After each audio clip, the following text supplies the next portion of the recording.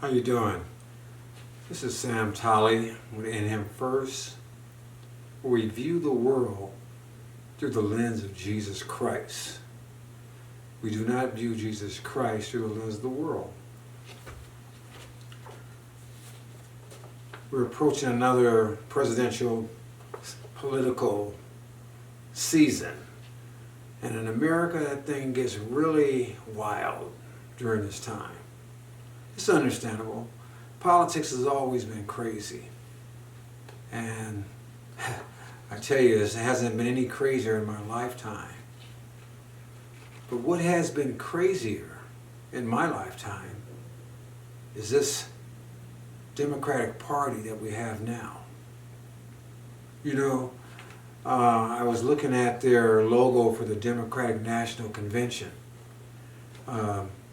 And the initial is DNC. And that's okay.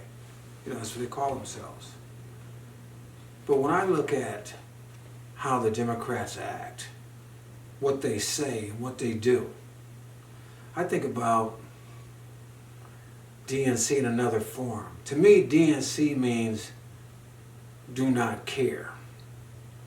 The Democrats do not care, in my opinion.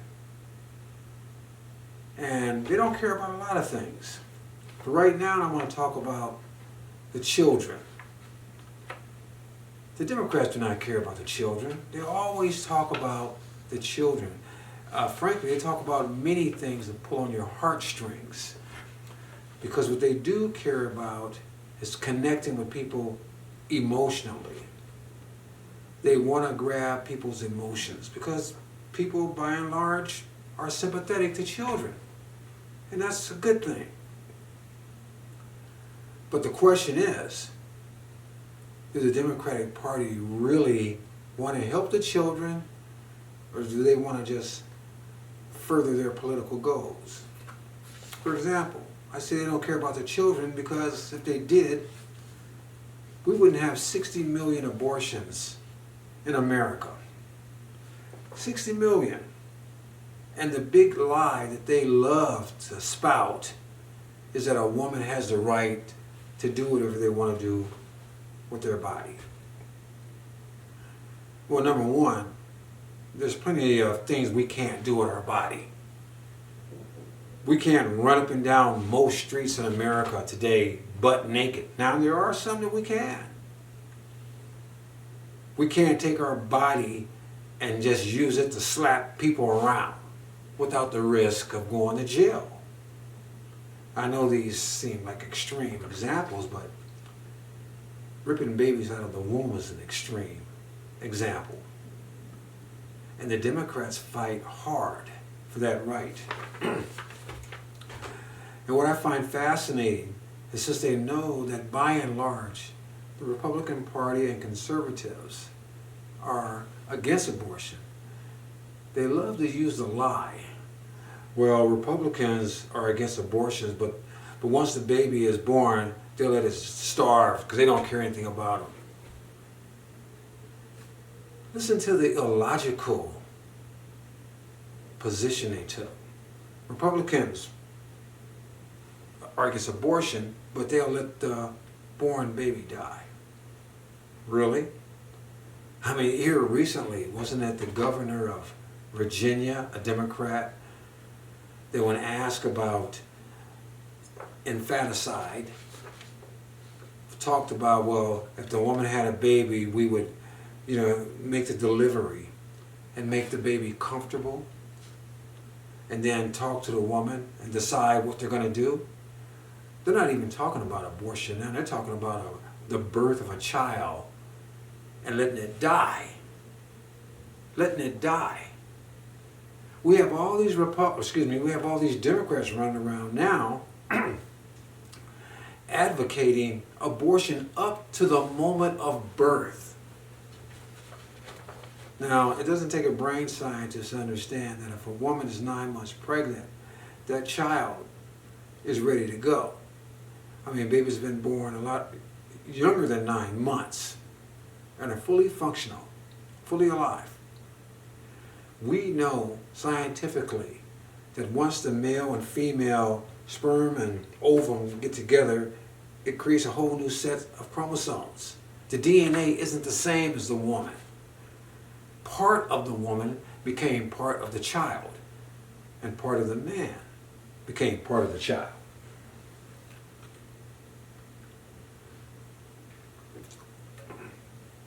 But the fact remains that it's a child.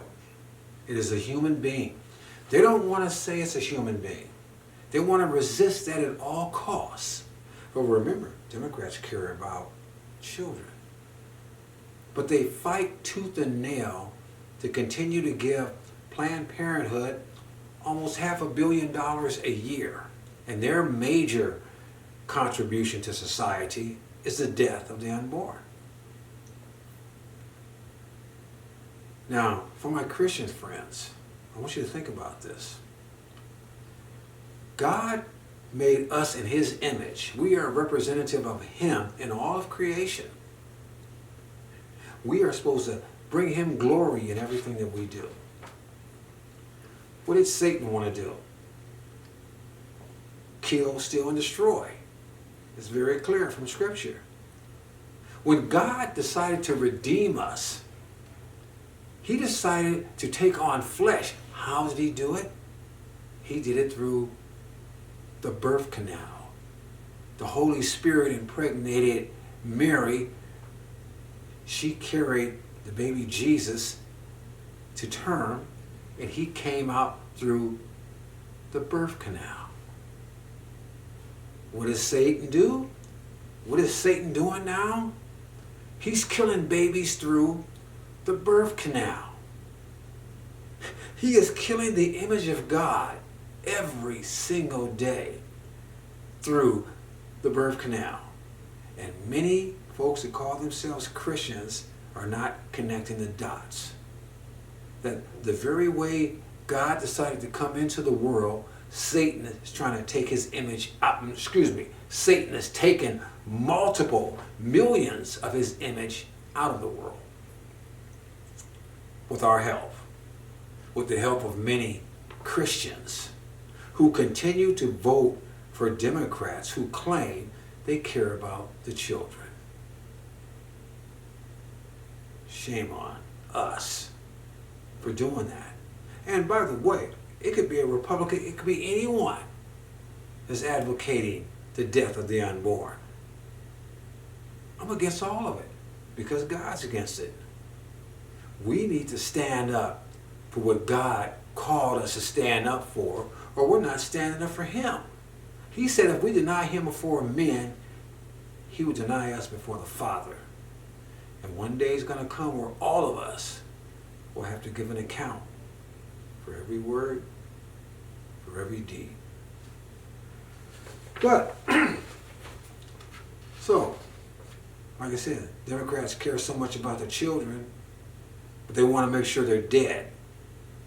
And many of them are advocating and killing them outside the womb. But let's move on. I don't want to continue with just abortion right now. How the Democrats care about the children. They care so much about the children that in many states they have taken away parental rights. In many places, and I know for sure in my state of California, that if by chance one of our daughters became pregnant, unbeknownst to us, the state allows, state representatives that the Democrats brought in, allow teachers and administrators to take these young girls to have an abortion without notifying the parents. You don't have to tell the parents anything. Now, if the girl gets sick or starts bleeding and hemorrhaging, oh, well, then they're going to tell us then, because they don't want to deal with that. But they are superseding parental authority with their own authority because they want to take over the children. In fact, they want to completely indoctrinate the children. You know, we're always hearing this stuff about, well, we need more money for the schools. We need more money to take care of the children. And the money doesn't go to the children. The money goes to the teachers and the teachers union. We get these people tenured where they're not accountable, and then they don't even care if they do a good job. America used to have some of the highest educational standards in public school. Now we're virtually in the toilet. I mean, it's crazy. We have some places where they have mandatory sex education for kindergartners. These little kids can't even figure out their toes and fingers. And we want them to be talking about sexual things. Puberty hasn't even knocked on their door. And we want to tell them how to perform different functions and things that are unbiblical at that. I mean, mandatory sex education in many of these schools, and they're also promoting lifestyles that Christians would call abominable. God called us to be men and women and to engage in marriage between men and women. But our schools are promoting same-sex relationships. That boys and boys together is normal. And girls together is normal. And that's because the public schools have so much power now. Why? Because these democratic legislators, politicians and whatnot have given it to them. And we, the church, and many conservatives have sat back and allowed it to happen. We keep electing the same people that keep giving us the same bad results. I mean, it's bad enough with the same-sex thing. Now they're even telling our children that if you feel like if you're a boy and you feel like you're a girl, well, you can be one. If you identify with one. I mean, they're telling us basically that if you believe that the world is flat, it's flat. I mean, a boy is going to be a man if he lives. And a girl is going to be a woman if she lives. I don't care how much surgery you perform on a person, how many hormones of the opposing sex you inject in a person. That is not going to change their DNA. That is not going to change what God made them in the first place. But our society is so twisted that they want to normalize craziness. And they want us to accept it. And if we don't, they want to give us a hard time about it. I mean, this is insane. This is what we're getting in our educational systems. And by the way, one of the latest things that they're offering now is they're having studies in schools where they're teaching about the great contributions of lesbians and gays. Now let me ask you a question, a serious question. What other group of people do we study in schools pertaining to their sexual proclivities? Who? What race? What group of people? There has never been, to my knowledge, a group of people that we study their contributions to society based solely on the fact that they have an aberrant sexual lifestyle. But that's what they're forcing down the throats of our children now. The contributions of gays and lesbians. Why? Why do we even care about their sexuality? If they made a definitive contribution to society, we should applaud it, whoever they are. If they made a less than definitive contribution, or if they produced something that was negate society in any way, we should talk about it. But to talk about them based on who they sleep with, of an opposing sex, or the same sex, that is not education, that is indoctrination. That is trying to get our children to accept the abnormal as normal. And the only reason why they can get away with this kind of stuff is because we allow them to get away with it, because we vote for politicians who strengthen these corrupt teachers unions, who contributes to this the denigration of our society and the demoralization of our civilization. We, the public, we, the citizens, we, the taxpayer, have to stand up against this stuff. But the Democrats applaud it, they control it, they promote it, and they defend it. And also now, we have what you call drag queen library readings. When I was a young boy, I used to love to go to the library. I loved to get books. I used to read about all kinds of cowboys and different things. I loved historical figures. But I never went to the library seeking information on men dressing up like women. I've never even wanted to be around something like that.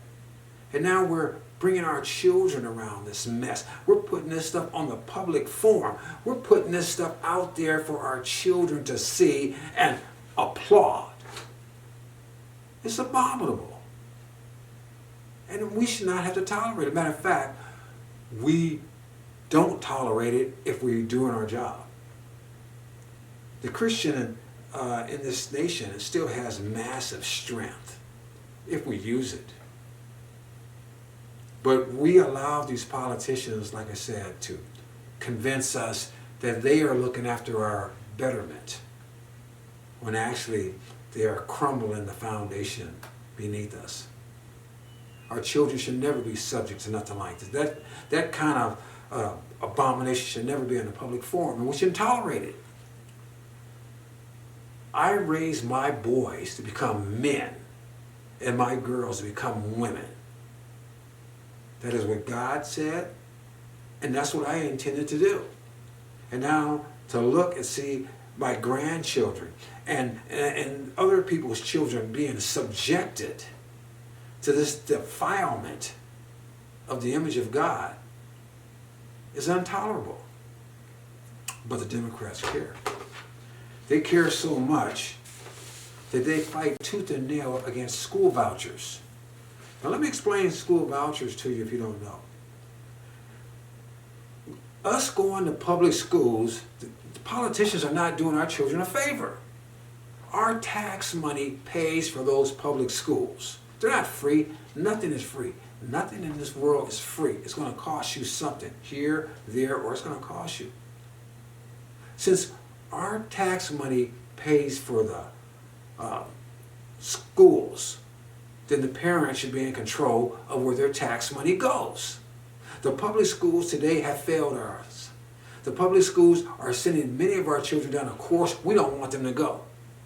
But these Democrats fight tooth and nail to keep the control out of the parents' hand. I say give the parents vouchers where they can take their children where they want.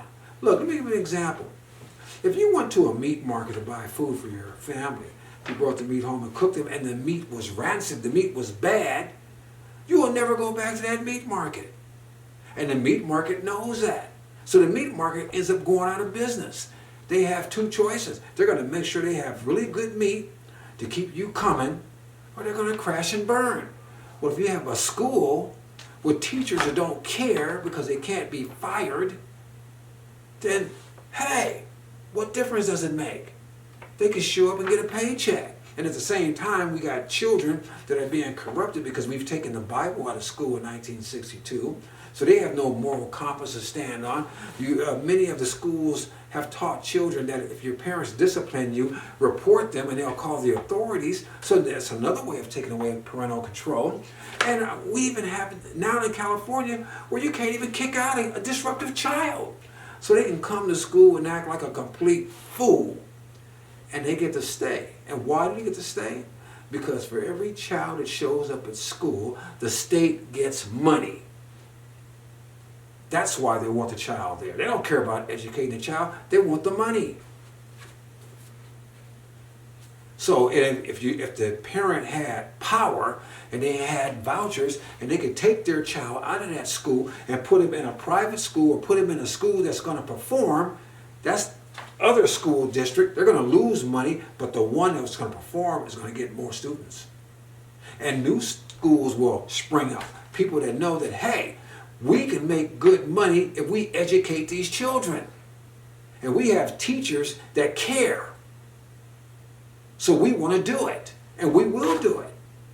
That's the power of capitalism. That's the power of the free market. And that's the power of checks and balances, because these folks know that they will not get paid unless they perform. Politicians in Washington put their kids in private school. They're not they're not sacrificing their children to these public schools. Them Democrats, Republicans too, they're not sacrificing their children to these crummy public schools. They want their children to be educated. They want their children to be smart.